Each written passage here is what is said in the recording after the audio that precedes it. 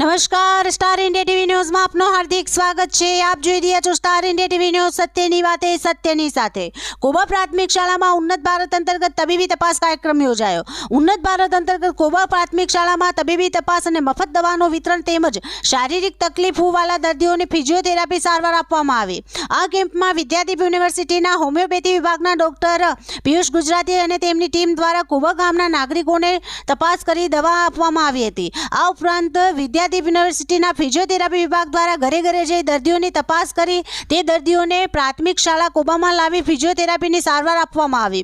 Physiotherapy વિભાગમાંથી doctor પ્રિસા ભગત અને doctor મૈત્રી પરમાર અને તેમની ટીમ દ્વારા ખૂબ જ ચીવટપૂર્વક સારવાર આપવામાં આવી હતી। સમગ્ર કેમ્પમાં કોબા ગામના સરપંચ શ્રી દિલીપભાઈ પટેલ અને તેમની ટીમ દર્દીઓને લાવવા લઈ જવા માટે મદદરૂપ થયા।